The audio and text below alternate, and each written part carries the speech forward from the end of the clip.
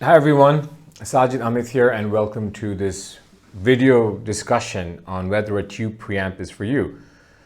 In this video, I just want to talk about, why I got these preamps and what my impressions are of these two preamps, of course, at very different price ranges. And I will talk about whether a tube preamp might be for you. And of course, differences in, different tube preamps, tube amps, etc. So, maybe you, like me, might reach a point where you might want a tube preamp in your system. So what got me into tube preamps recently was my decision to buy the Ferrum Audio, or which is the headphone amp you see over there on top right of my Holo Audio Medak, and the Ferrum Audio Hypsis, which is to the left of the OR, which is the power supply. So this stack, which is of course not stacked at present, I have decided to buy, which I basically got in for a review, and I am really enjoying this stack, and yeah, I've decided to buy the stack. Now the stack has a very natural and neutral presentation, and because it's so wonderfully neutral and natural, one of the best representations of a neutral and natural sort of sound signature, I just wanted to see, as much as I love neutral and natural, because I'm a neutral person, I'm a big seeker of neutral sound signatures, I think. I just wanted to see what happens when you add a tube preamp to the system. Now, I've owned tube amps in the past. Like I've owned a Primaluna EVO 200 and an EVO 400 integrated amplifiers that I've driven a lot of different headphones with. The Autor at first from the headphone jack, but then I used the Primaluna EVO 200 integrated amplifier, a tube amplifier, to drive a raw requisite SR1A. Then I upgraded to a Primaluna EVO 400. So I've had experiences with tube amps, and in both cases, the tube amplifiers had L34 tubes, which was great. But over time, I was just a bit circumspect if tubes are for me, because I'm a solid state guy, which is why I love that stack over there. I'm a big solid state guy. I love solid state punch, slam, speed, dynamics, treble presence, clarity, details, etc. I don't usually fall for that romantic lush mid-range. I mean, I like mid-range, I love mid-range, don't get me wrong. Most of my favorite headphones and drivers or speakers that I've owned and like have wonderful mid-range. The speaker that I owned most recently was the Sonos Faber Electa Amateur 3s. The Sonos Faber has some of the best mid-range presentations in the hobby. And the headphones that I love now, that I own now, are the Focal Utopia, the Hyphaman Susvara, and all of these have great mid-range. Now, so where I'm getting at is I like mid-range, but I don't necessarily like a lot of coloration. And I don't like forsaking on things that I like about soundstage, like speed, like slam, like details, like air, and those kinds of things, right? So I wasn't gonna buy an amplifier, a tube amplifier, but I wanted to see what a tube preamp did and how much of a difference it made. Given the fact that my reference system, which is that DAC over there, the Holo May, which is beautiful, natural, great timbre, very analog sounding, and that Ferrum Audio or an Hypsis stack I have, which is again very natural yet neutral, I wanted to see if I could pick out the differences in flavors of these two preamps. And of course, the answer is a resounding yes.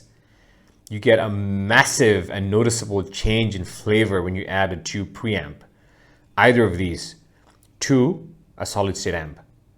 Like, these differences are not subtle, guys. A tube preamp will make a massive difference. Now, does it make the level of difference that tube amp does? That's a hard comparison, because this makes a difference to my setup, especially as a pre, well, it is a pre, that is significant. However, I prefer this sound more than the EVO 400 integrated amplifier sound directly driven from that amp. And that just could be differences in how, these are voiced, or it could well be the fact that this doesn't change, although it does change the sound significantly when added to solid state as a preamp. Maybe the change is still within my level of sort of acceptance threshold. However, I perhaps wouldn't like it if it became overly lush, and which was the case with the tube for EVO 400 integrated amplifier. Isn't so much with the preamp. Now, it's still a noticeable change. Now, what is this change with this in the chain, and what is the change with this in the chain? and how are they different. This takes what my solid state amp does and retains most of it and adds a lot of things. For instance, when you add this as a pre, the soundstage becomes more holographic. I get more spatial cues. And it's just very interesting because the soundstage, which is wonderful to start with the stack, just becomes more cohesive with the tube preamp in the chain. Like, I never thought there was anything wrong with the soundstage with the Ferrum audio stack, and there isn't. It's wonderfully wide and deep. But you add this to the chain, and like tube amps and preamps can do, you just get more holography. The soundstage is pushed back more. You just get more layers.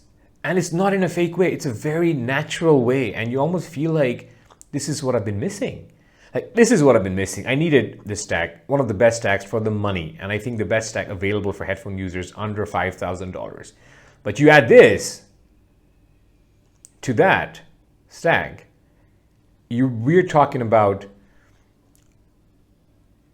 an amazing level of performance that I just don't want to quantify right now in terms of, what this competes with. Because the soundstage holography and naturalness, the presentation of spatial cues, environmental information is just goddamn mind-blowing.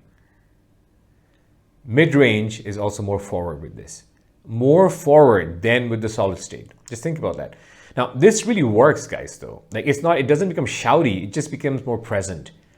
And what that allows you to do is understand mid-range micro nuances, micro details, micro dynamics, just so much better. And that does make for a more romantic presentation. The bass is tight, deep, fast, well controlled. There's nothing fuzzy about the bass with this preamp. And one of the other good things that I really like about this preamp is that possibly because of the 12 AU7 tubes, you still get a nice treble presentation with this preamp. The treble presentation, and I like treble, a well-run treble. I'm not a treble head. I do find myself getting fatigued by poor quality amps. I do notice treble glare. I dislike treble glare. Yeah, I found the RAL requisite SR1 a bit bright and glary for me. So I'm not trying to say that I'm a treble head. However, I do want the air to come through. I don't want my preamp to sort of lob off octaves of the treble to the point that it sounds boxy and stuff, right? I do want treble air in the right amount. This does a very good job of sort of, presenting treble air. And for instance, if you have a bright sounding speaker or bright sounding headphone, this will not mask its brightness to the same level as many preamps can do. So I like that.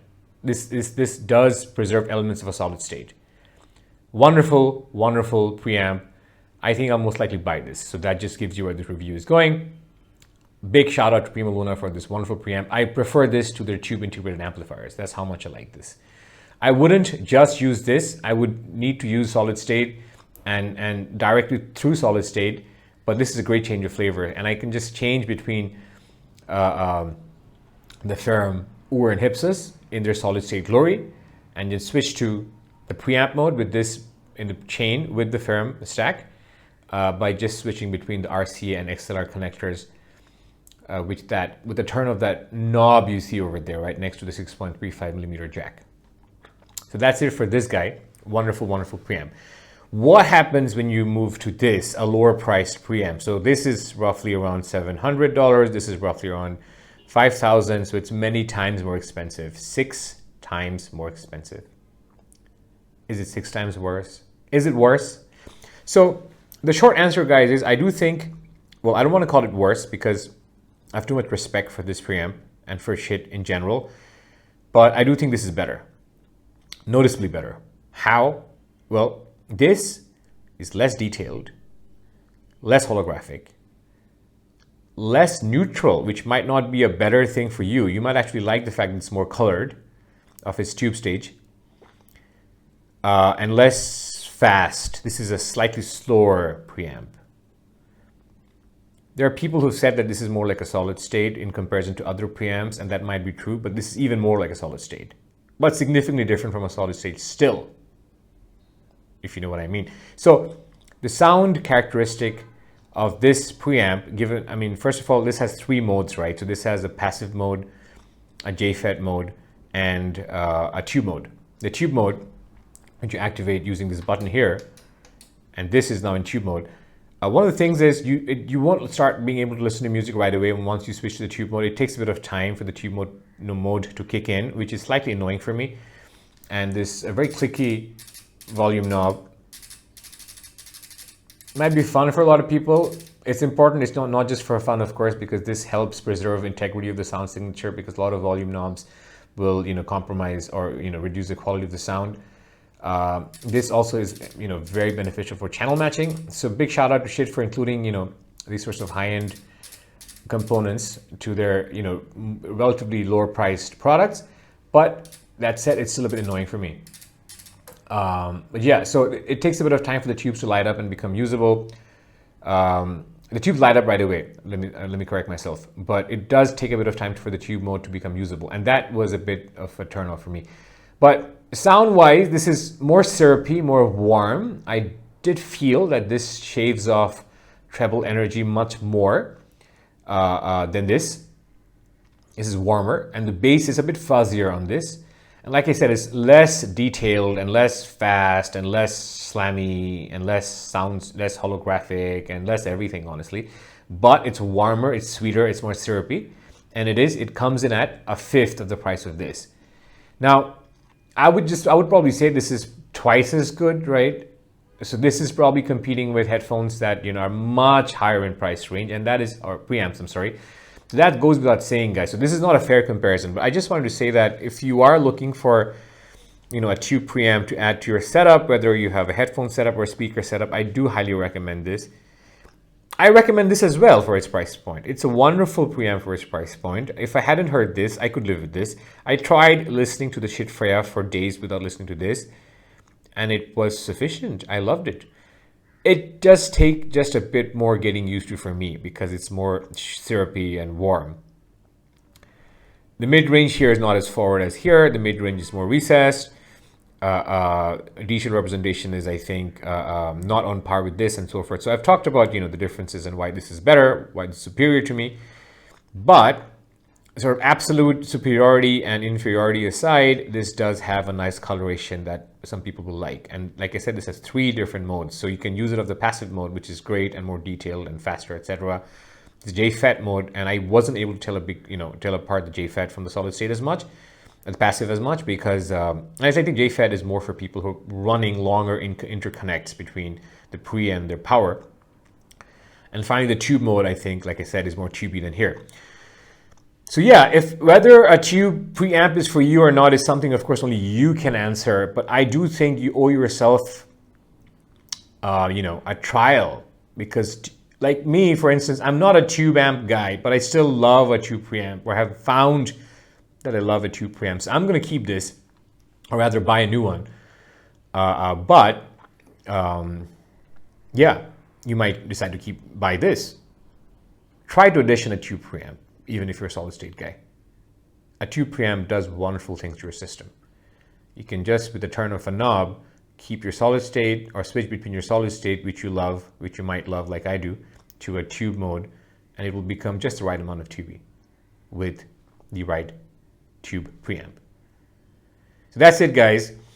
A big shout out to Schiit for this wonderfully capable tube preamp that is, reasonably priced. And of course, a big shout out to Primaluna for what they do. Very high quality components, high quality parts, sturdy, wonderful build, and wonderful sounding tube preamps and amps. That's it from me, Sajid, Amit, signing off here. Stay tuned for future videos like this if you found this useful. And of course, please subscribe to my channel. It does help. Stay safe, and I'll see you in my next one.